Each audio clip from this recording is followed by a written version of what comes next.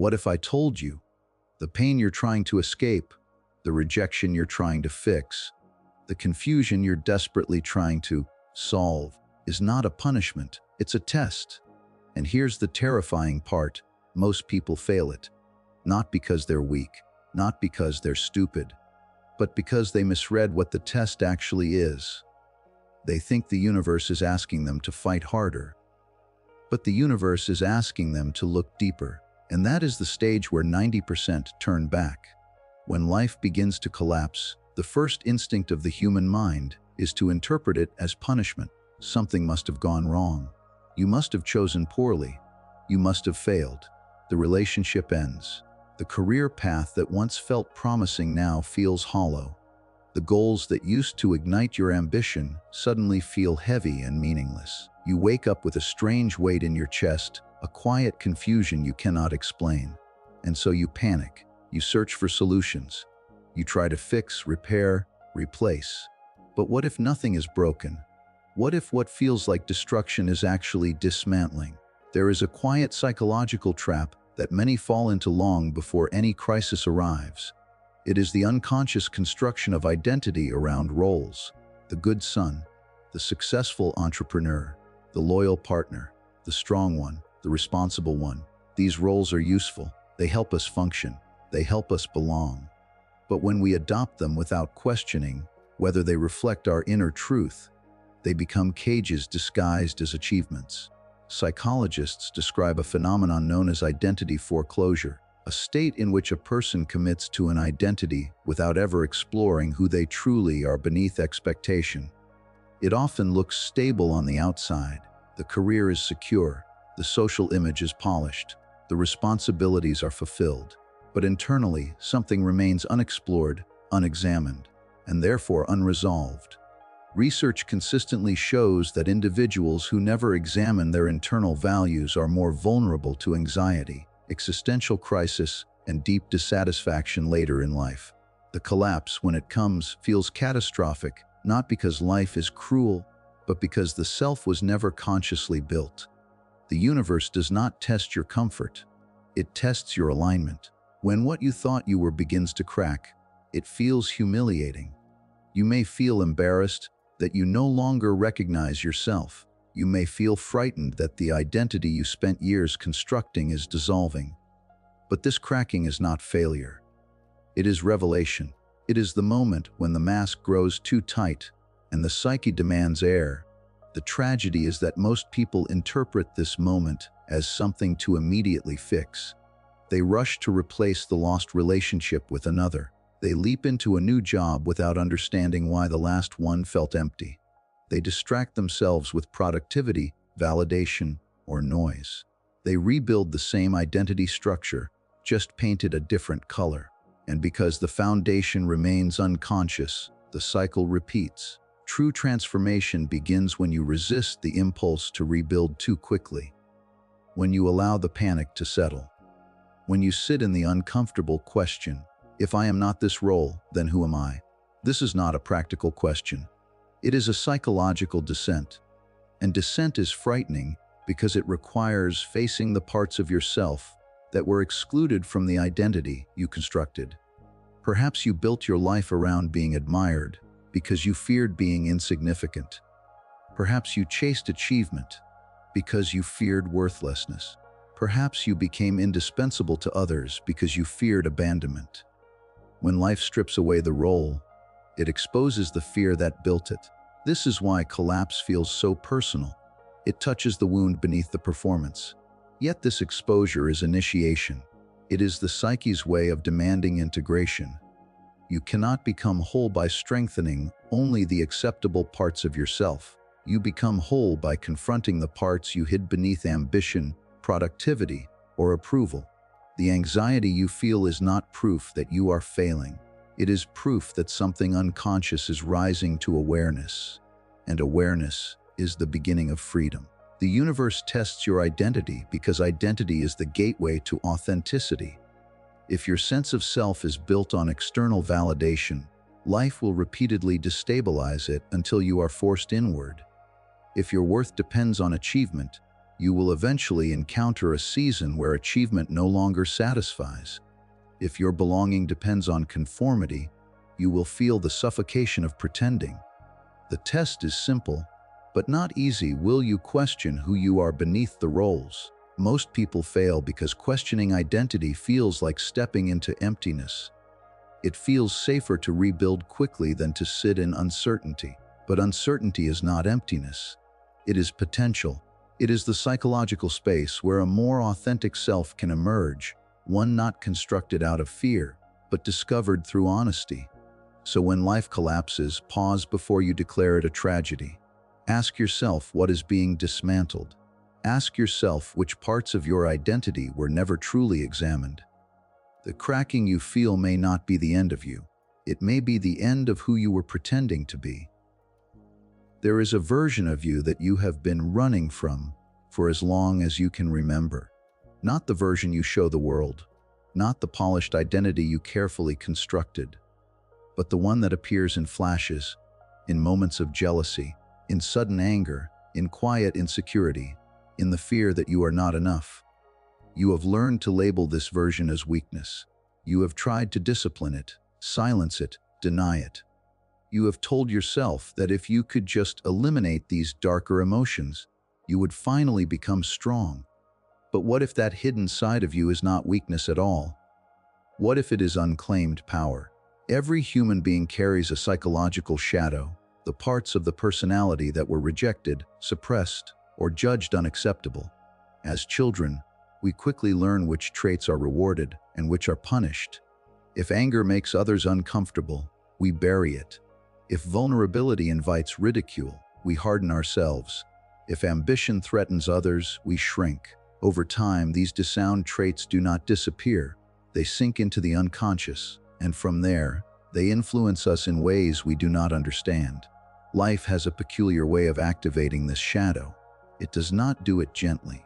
It does it through humiliation, through rejection, through being overlooked for the promotion, through watching someone else receive the love you thought you deserved, through feeling invisible in a room where you desperately wanted to matter. In those moments, something raw surfaces, a tightness in your chest, a surge of anger, a wave of envy, a sudden insecurity that whispers, "You were never enough." This is not random. This is the shadow rising. And this is where most people fail the test. Instead of turning inward and asking, "Why does this hurt so much?" they turn outward. They blame the world. They criticize the people who succeeded. They gossip to protect their wounded pride. They attack the very thing that exposed their insecurity. Or they numb themselves. Endless scrolling, substances, noise, distraction, anything to avoid sitting alone with the uncomfortable truth. Modern psychology confirms what depth thinkers understood long ago. Emotional avoidance does not reduce suffering. It intensifies it. Studies consistently show that suppressing emotions increases physiological stress, anxiety, and even depressive symptoms. Suppression is not strength. It is postponement. What you refuse to face does not disappear. It waits. The shadow grows stronger in the dark. The test is not whether you can eliminate your darker emotions. You cannot. The test is whether you can face them without collapsing into them. Can you sit with jealousy long enough to realize it is pointing toward a desire you have not admitted? Can you sit with anger long enough to see where your boundaries have been violated? Can you sit with insecurity long enough to recognize the wound that has never been healed? This requires courage of a different kind. Not the courage to dominate or impress, but the courage to be honest. Honest about your pettiness, honest about your envy, honest about your fear of being insignificant. Few people are willing to see themselves clearly. It is easier to preserve the illusion of goodness than to confront the complexity of being human. Yet integration begins the moment you stop judging your shadow and start listening to it. Consider the person who feels intense jealousy when a friend succeeds. The immature response is resentment. The integrated response is inquiry. What does their success reveal about my own neglected potential? Or consider the person who explodes in anger during conflict. The immature response is denial. That's just how I am. The integrated response is reflection. What pain am I protecting? The shadow is not your enemy, it is a messenger. But when you refuse to hear the message, it speaks louder. It emerges as passive aggression, as self-sabotage, as patterns of failed relationships, as unexplained anxiety. You may believe life is against you, when in reality, you are at war with parts of yourself. To integrate the shadow is to reclaim energy that has been locked away. The anger you feared may contain the assertiveness you need. The insecurity you despised may contain humility and depth. The fear you avoided may contain wisdom. When you accept these aspects as part of your humanity, they lose their destructive power. They no longer control you from beneath the surface. But sitting with your darkness is uncomfortable. It strips away superiority. It humbles you. It forces you to see that you are capable of the very traits you criticize in others. And that realization feels destabilizing. So most people choose projection over introspection. They fail the stage because they choose comfort over consciousness. The shadow does not disappear when ignored. It shapes your destiny from behind the curtain. But when you face it, when you allow yourself to feel without immediately reacting, something remarkable happens. The chaos begins to organize. The emotions begin to soften. The inner conflict begins to resolve. You become less reactive, less threatened, less fragile. Not because you eliminated your darkness, but because you made peace with it. Have you ever noticed that just before something inside you changes, the world around you grows quiet? Not peaceful quiet, not comforting quiet, but a strange, unsettling silence. Conversations that once energized you now feel repetitive. The jokes don't land the same way. The ambitions that once bonded you to others now feel strangely foreign. You sit in familiar rooms and feel like a visitor. You scroll through contacts and realize there is no one you can fully explain yourself to anymore. And the immediate conclusion your mind reaches is painful. I am being left behind. I am losing people. I am alone. But what if this feeling is not abandonment? What if it is separation? There is a difference. Abandonment wounds you. Separation reshapes you. When you begin to evolve psychologically, your internal world starts reorganizing itself. Your values shift. Your priorities subtly rearrange. The things that once defined your identity begin to loosen their grip. And because your relationships were often built around who you used to be, they can feel strained when that version of you starts dissolving. This is not betrayal. It is transition. Growth requires a kind of solitude that few are prepared for. Not physical isolation necessarily, but psychological solitude. The kind where you realize that no one else can walk through your internal questions for you. No one else can feel your doubts, wrestle your fears, or define your meaning. There comes a point where external validation cannot answer internal confusion. Research on personal transformation consistently shows that profound growth often follows periods of existential crisis. Studies in developmental psychology suggest that identity restructuring frequently emerges after phases of disruption, loss, or isolation. Neuroscience even shows that during periods of reflection and solitude, neural pathways reorganize. The brain begins forming new associations. Old patterns weaken. New ones slowly strengthen. But the human brain is wired to fear loneliness. For most of human history, isolation meant danger. To be separated from the tribe was to risk survival. So when you begin to feel disconnected from familiar groups, your nervous system interprets it as threat. It sends signals of anxiety. It urges you to reconnect at any cost. And that is where most people fail the test. Instead of allowing the solitude to teach them, they rush back to familiarity. They revive conversations that no longer resonate. They stay in environments they have outgrown. They silence their evolving thoughts to preserve belonging. They choose comfort over authenticity. It feels safer to be understood for who you used to be than misunderstood for who you are becoming. But becoming requires distance from the old. When a seed transforms, it does not remain in open air. It is buried, hidden, pressed into darkness. There is no applause underground, no reassurance, only silent transformation. And if you were to look at it from the outside, You might think nothing is happening at all, yet everything is happening. The same is true for you. When you feel alone during growth, it is often because your psyche is reorganizing itself. You are questioning assumptions you once accepted blindly.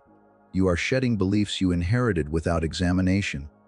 You are redefining success, love, purpose. That internal work cannot always be shared in real time. It is too fragile, too undefined. So you walk through it quietly, and quiet can feel like emptiness, but it is not emptiness. It is incubation. The danger lies in misinterpreting solitude as failure. You may look at others who seem socially secure, surrounded by affirmation, and assume you are doing something wrong. But external noise is not proof of internal alignment. Many people remain socially comfortable because they have not challenged their identity. They have not stepped beyond what is expected. There is no friction because there is no transformation. Growth creates friction. It disrupts old bonds. It questions inherited narratives. It demands authenticity where conformity once sufficed. And authenticity is isolating at first, because when you begin to speak honestly, some will not recognize you. When you set boundaries, some will resist. When your ambitions change, some will misunderstand. This is not because you are wrong. It is because your evolution exposes the stagnation of others, and that can be uncomfortable for them. But here is the deeper truth: solitude is temporary. Stagnation is permanent. If you run back to environments that shrink you, you may regain comfort, but you will lose momentum.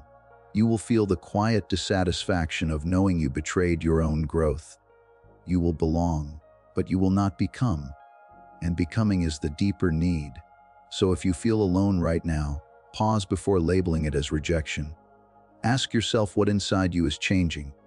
Ask yourself what values are shifting. Ask yourself what conversations no longer align with who you are becoming. You are not being excluded. You are being refined.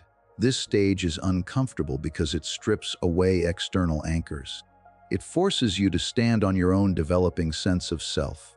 It asks you to tolerate misunderstanding. It asks you to endure temporary isolation in exchange for long-term authenticity. Most people cannot tolerate that tension. They rush back to noise. They trade depth for approval. They choose belonging over growth. But if you can endure the silence, if you can remain steady while your internal world rearranges itself, you will emerge with a stronger center. And from that center, new connections will form, not based on who you pretended to be, but on who you truly are. The loneliness you fear may be the doorway to the most honest version of yourself. There comes a moment in many lives that feels deeply unsettling, almost frightening. The very things that once pulled you forward with hunger and intensity suddenly lose their flavor. The goals that once kept you awake at night now feel strangely hollow. The chase that defined your identity no longer excites you. You look at the numbers in your bank account, the recognition you worked so hard to earn, the titles you once dreamed of, and instead of pride, you feel nothing. And the first conclusion your mind reaches is terrifying. Something is wrong with me. You assume you are losing your edge. You wonder if you are becoming lazy, ungrateful, weak. You fear that you have fallen into depression because the world no longer stimulates you the way it used to. But what if this emptiness is not decay? What if it is transition? Most of us are conditioned from an early age to pursue external rewards. We are taught that success is measurable: income, applause, influence, status. And for a time, these things do motivate us. They give us direction. They provide structure. They help us build competence. There is nothing inherently wrong with them. The problem arises when they become the sole fuel of our existence. Psychological research consistently distinguishes between extrinsic motivation and intrinsic meaning. Extrinsic motivation is driven by rewards, approval, and comparison. Intrinsic meaning arises from alignment, purpose, and personal values.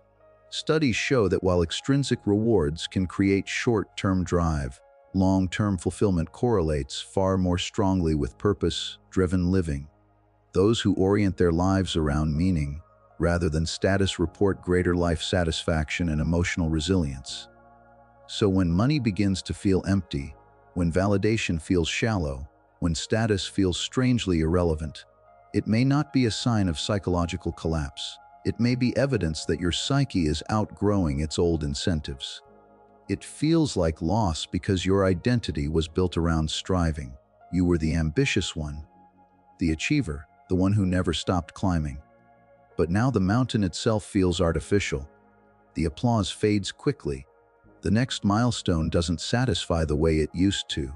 And without that familiar fuel, you feel disoriented. This is the stage where many people panic. They mistake graduation for failure, because when your old motivations dissolve, there is a period of emptiness before the new ones emerge. And emptiness is uncomfortable. It feels like standing in a room after all the furniture has been removed.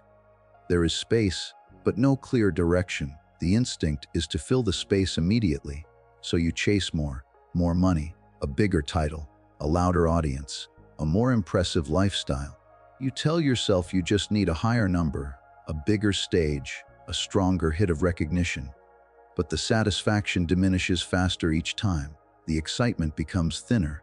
The effort becomes heavier. It is not because you are incapable. It is because the fuel has changed. The universe, in its own ruthless wisdom, removes the motivations that no longer serve your development. Not to punish you, but to force you inward. If external rewards could sustain you forever, you would never question whether they were aligned with your deeper self. You would continue climbing ladders that lead nowhere meaningful. So the fire dies, and you stand there confused, wondering where your ambition went. But perhaps ambition has not disappeared. Perhaps it is transforming. When extrinsic motivation fades, it creates space for a different question to arise. What actually matters to me? Not what impresses others, not what looks successful, not what guarantees approval, but what feels internally true. This is a frightening question because it strips away comparison. It demands self-honesty. You can no longer measure your worth by visible metrics. You must define it internally. And internal definition is harder. It requires confronting whether you pursued certain goals out of fear of insignificance, fear of rejection, fear of being ordinary. It requires admitting that some of your ambition may have been compensation rather than calling. This realization can feel like humiliation, but it is liberation. Because once you stop chasing what no longer fulfills you, you gain the freedom to pursue what resonates deeply, even if it is quieter, less glamorous, less socially celebrated. Purpose often whispers where status shouts. Meaning grows slowly where applause is instant. When your old motivations collapse, you are being invited to rediscover your center, to ask what kind of work feels alive, even if no one is watching, to ask what contribution feels necessary, even if it is not widely rewarded, to ask what values you would live by, even if they never trend. Most people never accept this invitation. They remain addicted to noise. They rebuild their ambition around bigger distractions. They chase louder validation to drown out the quiet discomfort of misalignment. And they spend years wondering why success feels strangely empty. But if you can endure the phase where nothing excites you the way it used to, if you can resist the urge to immediately replace the lost fuel, you will eventually discover a deeper fire. A fire not dependent on applause. A fire not dependent on comparison. A fire rooted in meaning, and that fire burns differently. It is steadier, quieter, harder to extinguish. It does not flare for attention, it glows from conviction. When the old motivations die, it feels like you are losing yourself. In truth, you are shedding what was never truly you, and what remains, after the noise fades, has the potential to be far more powerful than anything external success could ever provide. This is the stage no one prepares you for. You have already lost what once defined you. The identity you wore like armor has cracked. The comfortable illusions have dissolved.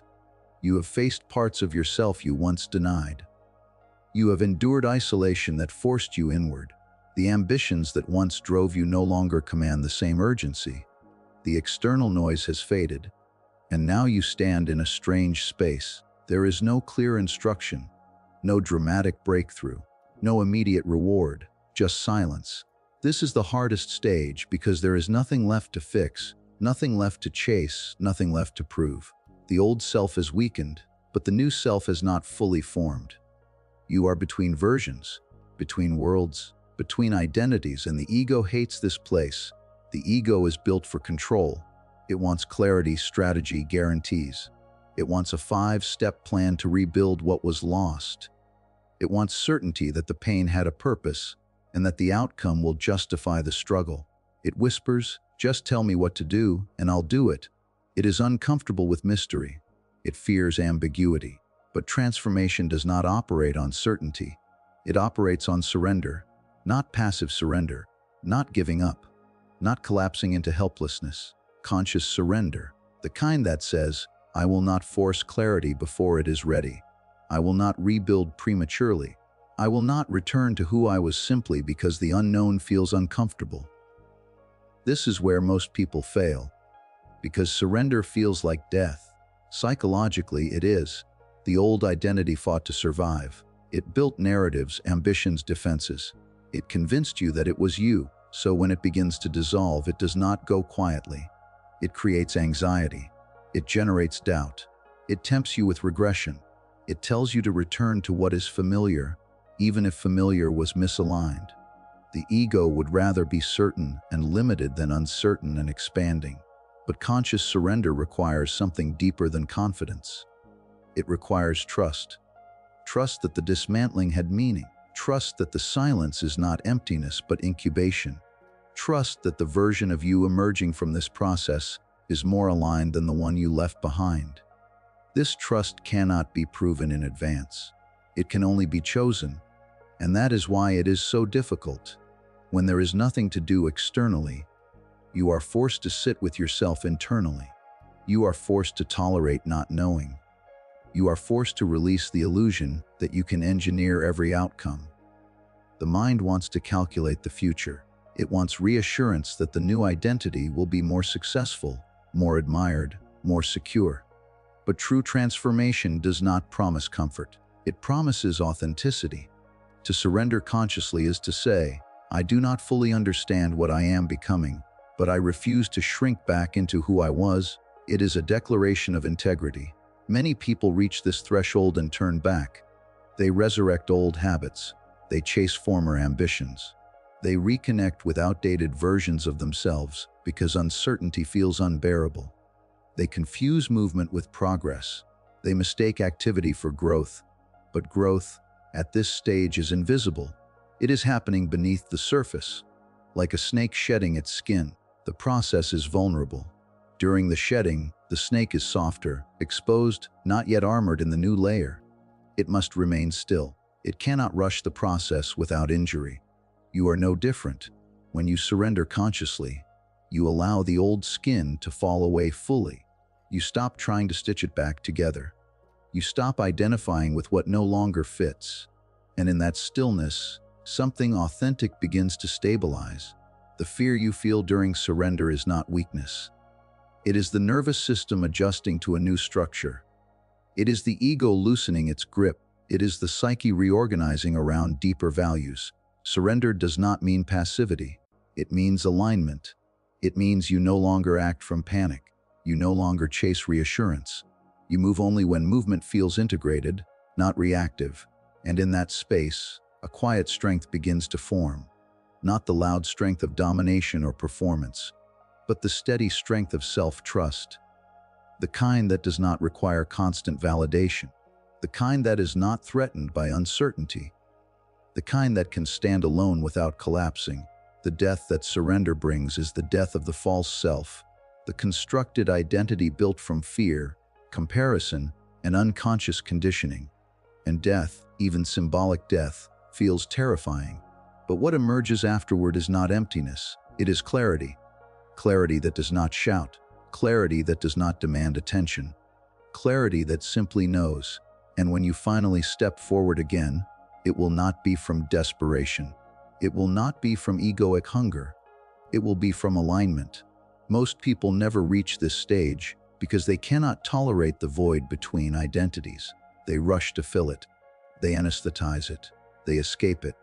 But if you remain, if you allow the old to die completely, if you resist the urge to resurrect what no longer fits, you will discover that surrender was never the end. It was the doorway to the self you were always meant to become.